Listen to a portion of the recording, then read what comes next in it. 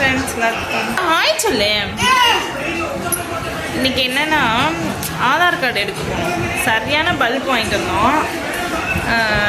ஏன்னா என்ன சொல்லியிருந்தாங்கன்னா அப்பாவோட ஆதார் கார்டும் தம்பியோட பர்த் சர்டிஃபிகேட்டும் அதை மட்டும் கொண்டு வந்தால் போதும் அப்படின்னு சொல்லியிருந்தாங்க. ஸோ என்ன ஆச்சுன்னா அங்கே போனால் இவங்க என்ன சொல்லிட்டாங்க, ஆதார் கார்டு தானே, ஸோ ஃபோனில் இருக்குது பார்த்துக்கலாம் அப்படின்னு சொல்லிட்டு அங்கே போயிட்டாங்க. அங்கே போய் பார்த்தா பயங்கர கூட்டம். ஒரு குழந்தைக்கு எடுக்கிறதுக்கே ரொம்ப நேரம் ஆகுறாங்க.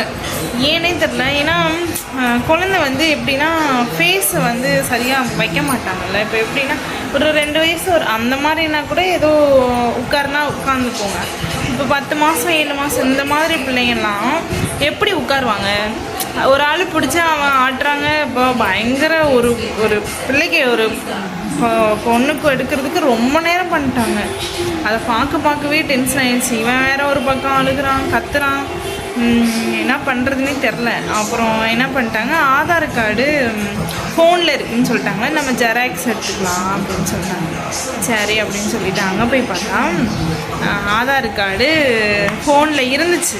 ஆனால் யாருக்கும் ஜிபே பண்ணணுன்னு நெட்டை ஆன் பண்ணி ஏதோ ஜிபே ஓப்பன் பண்ணியிருந்தாங்க. அப்படியே ஃபோன் ஆஃப் ஆயிடுச்சு. அவங்க ஆதார் கார்டு கொடுங்க அப்படின்னு கேட்குறாங்க. இல்லைன்னா ஜெராக்ஸ் ஏதாவது ஒன்று கொடுங்க, இல்லைன்னா ஃபோனை கூட காமிங்க அப்படின்னு. என் ஃபோனே சுவிட்ச் ஆஃப் ஆகிடுச்சு. என் மொபைல்லையும் ஆதார் கார்டெலாம் இல்லை. சரி அப்படின்னு சொல்லிட்டு இந்த வரேன் அப்படின்னு சொல்லிட்டு இவங்க வீட்டுக்கே வந்து சும்மா கொஞ்சம் தூரம்லாம் இல்லை, கொஞ்சம் தூரம் தான் இருந்தாலும் வெயிலில் தேனிக்குள்ளலாம் ரொம்ப டிராஃபிக்காக இருக்கும். சரி அப்படின்னு சொல்லிட்டு வந்து எடுத்துகிட்டும் வந்துட்டாங்க. எடுத்துகிட்டு வந்ததுமே என்ன பண்ணிட்டாங்க, என்னோடய ஆதார் கார்டும் கேட்டாங்க. என்னோடய ஆதார் கார்டெலாம் இல்லை, நாங்கள் எடுத்துகிட்டு வரல, நீங்கள் முன்னாடியே சொல்லியிருந்தா கூட நாங்கள் எடுத்துகிட்டு வந்திருப்போம் அப்படின்னு சொல்லிட்டு. ஆனால் அப்படி குழந்தைங்களுக்கு ஆதார் கார்டு எடுக்க போகணுன்னா இதெல்லாம் தயவு செஞ்சு எடுத்துகிட்டு போங்க.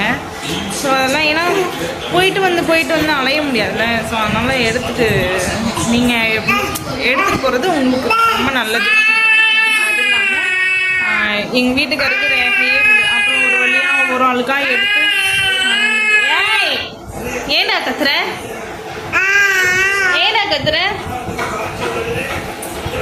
ஒரு வழியாக என்ன பண்ணிட்டாங்க, அந்த பிள்ளை ஒரு குழந்தைக்கு எடுத்துட்டாங்க. நான் ஷார்ட் போட்டிருப்பேன், அந்த லாஸ்ட்டாக ஒரு கிளிப் இருக்கும். அந்த பொண்ணுக்கு தான் ரொம்ப பயங்கர சட்டை. இவனுமே அந்த பொண்ணு கூட ரொம்ப அந்த பொண்ணு கத்த இவனும் கத்த பயங்கர 2 சுட்டியாக இருந்துச்சுங்க. சரி அப்படின்னு சொல்லிட்டு அப்புறம் அந்த பொண்ணுக்கு ஒரு வழியாக எடுத்துட்டாங்க. அங்கெல்லாம் போகக்கூடாது, ஒரு வழியாக எடுத்துட்டாங்க. அதுக்கப்புறம் இவனை உட்கார வச்சான். இவன் ஒன்றுமே பண்ண மாட்டான். அப்புறம் அதுக்கு தகுந்தாப்புல ரேகை விழுக மாட்டேங்குது. சரி அப்படின்னா நீங்கள் நாளைக்கு வாங்க, இப்போ ரொம்ப லேட் ஆகிடுச்சு அப்படின்னு சொல்லிட்டாங்க. சரி அப்படின்னு சொல்லிட்டு சரி நாளைக்கு வரலாம், இல்லைன்னா ஏன் ஆதார் கார்டை வச்சு எடுக்க முடியுமான்னு கேட்டாங்க. நான் தான் ஆதார் கார்டை எடுத்துகிட்டு வரலையே. இவங்க முதலே சொல்லியிருந்தா கூட இவங்க வந்தாங்கல்ல, அப்பயே கூட எடுத்துகிட்டு வந்திருப்பாங்க. தம்பி நான் அடிச்சு போடுவேன். இங்கே பாரு இந்த சுச்சு சுச்சு லே. அப்புறம் அங்கேருந்து கூப்பிடுறாங்க. அவங்க குட்டீஸ்லாம் நிற்கிதுங்களா, அவங்க கூப்பிடுறாங்க இவனை விளையாட. நான் விட மாட்டேன் வெளியிலலாம். இல்லைன்னா இவன் என்ன ஓடி ஆடி விளையாடுறவனா பிரச்சனை இல்லை, போயிட்டு வாடா அப்படின்றவன். இவனே ததக்கு புதக்குன்னு அவசரம் படியில் உருண்டுருவான். ஸோ அங்கே பிரச்சனை பண்ணிடுவான். அதனாலேயே பேசாமல் உட்கார்ற அப்படின்னு சொல்லியிருக்கேன். மிரட்டணுன்னா உட்காந்துக்குவான். இப்போ எப்படின்னா நம்ம சும்மா வாயில் உட்காடுறான் அப்படின்னா நம்ம கற்றுனோன்னா அப்படியே சைலண்ட்டாக உட்காந்துருவாரு சாரு. லே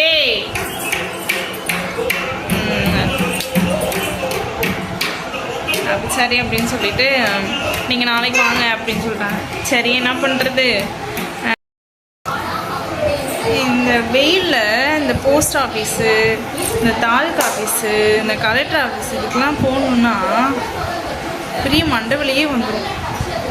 என்ன பண்ணுறதுனே தெரிலங்க, பயங்கர வெயில் இன்றைக்கெலாம். சரி அப்படின்னு சொல்லிட்டு அப்படியும் கிளம்பி வந்தாச்சு. அப்படியும் இந்த கிரீஸ்ன்னு ஒரு கடை இருக்குது. அது வந்து எப்படின்னா 1 கிலோ துணி இவ்வளோ ரேட்டு அப்படின்னு சொல்லி கொடுப்பாங்க. அப்படி அப்படியே சும்மா அதையும் பார்த்துட்டு, ஆனால் கலெக்ஷன்லாம் நிறையா இல்லை. ஸோ அதனால் நாங்கள் என்ன பண்ணிட்டோம், சும்மா பார்த்துட்டு மட்டும் வந்துட்டோம், எதுலாம் எடுக்கலை. சரி இன்னொரு நாள் போய் தம்பிக்கெலாம் நல்லா அங்கே எப்படின்னா நிறைய ரஃப்யூஸ் ட்ரெஸ்லாம் நிறையா இருக்கும். சரி அதை எடுத்துகிட்டு வரலாம் அப்படின்னு சொல்லிட்டு தான் போனோம். ஆனால் கிடைக்கல, எதுவுமே நல்லா இல்லை, கலெக்ஷன்லாம் போயிடுச்சு. சரி கலெக்ஷன் வந்ததுக்கப்புறம் வந்துக்கலாம் அப்படின்னு சொல்லிட்டு நானும் வீட்டுக்காரும் வந்துட்டோம். இப்போ வந்து ஒரு குட்டி தூக்கத்தை போட்டுட்டு சார் நல்லா தூங்கினார். மத்தியானம் கூட சரலாக கூட சாப்பிடல. சரி அப்படின்னு சொல்லிட்டு அப்புறம் 3-4 மணிக்கு தான் எல்லோரும் சாப்பிட்டுட்டு அவனுக்கு சரலாக கொடுத்துட்டு குளிச்சுட்டு அப்படியே சாரும் குளிச்சுட்டு தூங்கவே மாட்டுறாரு. நானும் தூங்குவான் ட்ரை பண்ணிட்டு இருக்கேன். சரி தொட்டியில் போட்டால் நான் தான் போட்டு கை வலிக்கும் ஆட்டிகிட்டே உட்காந்துருக்கணும். அவன் தூங்க மாட்டான், எனக்கு தெரியும் எப்படியும். ஏன்னா 4 மணிக்கு தான் எந்திரிச்சானா, சரி இப்போயே தூங்க வச்சேன்னா தூங்க மாட்டேன். சரி அதனால் சாப்பிட்டுட்டு ஒரு தான் நைட்டு தூங்க வச்சுக்கலாம். என்ன சீக்கிரமாக தூங்குவோம், 8 மணி 8:30 இந்த ரேஞ்சில் தூங்கிடுவான்.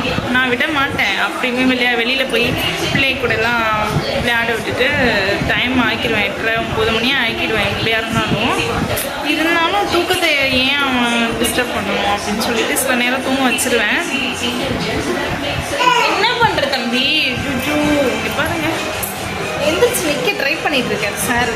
ஏன் சார் அப்போ எந்திரிப்பா. ஹலோ விளம்பரத்துனால இந்த மாதிரி சவுண்டு நல்லா பார்ப்பான், அவனுக்கு பிடிக்கும் போல. அப்புறம் இந்த சத்யா விளம்பரம், இந்த ஏசி அந்த விளம்பரம், காஃபி விளம்பரம், இதெல்லாம் ரொம்ப இன்ட்ரெஸ்டாக பார்ப்பான். எல்லாமே இந்த பொம்மை டிவி இந்த மாதிரி தான் இன்ட்ரெஸ்டாக பார்ப்பாங்க. சார் மட்டும் கொஞ்சம் டிஃப்ரெண்ட்டு. டம்முன்னு இப்போ விழுந்து ஏன் சார் அதுதான் தூக்கம் சாருக்கு. ஆனால் தூங்க மாட்டான், தூக்கம் வரும் ஆனால் தூங்க மாட்டார் சார். ஏன் சார் இப்போ வெளியில் போகும் பிள்ளைகள்லாம் வெளியில் இருக்காங்க எல்லாமே தெரியுதா. நான் கேட்டை அடைச்சி வச்சிட்டேன். ஏன்னா போய் அங்கே கீழே இறங்கணுன்றான். இறங்கி உட்கார்றான், ரோட்டில் போய் உட்காந்துல எப்படி விளையாட முடியும். போகலாம், சரி தூங்க போகலாம், வெளியில் போகலாம். செப்பல் போட்டு நடக்கிறியா, அதுவும் செய்ய மாட்டான். செப்பல் போட்டு அந்த பிபி சவுண்ட் கேட்டு சில பிள்ளைகள்லாம் ஆசையாக இட்டு வைக்கணும். ஆனால் இவன் என்ன பண்ணுறான்னா அந்த பிபி சவுண்டு கேட்டு அதை உட்காந்து ஆராய்ச்சி பண்ணுறான். எப்படி அது சவுண்டு கேட்குது, எப்படி கேட்கலாம் அப்படின்ற மாதிரி இது பண்ணுறோம். டாட்டா சொல்கிறியா, டாட்டா. சரி ஓகே பாய். எல்லாத்துக்கும் வீடியோ பிடிச்சிருந்துச்சா லைக் பண்ணுங்கள், ஷேர் பண்ணுங்கள், சப்ஸ்கிரைப் பண்ணிக்கோங்க. நெக்ஸ்ட் வீடியோவில் பார்ப்போம். ஓகே பாய் சொல்லி, பாய் சொல்லி, பாய் அந்த டிவிக்கு பாய் சொல்லியிருக்கேன்.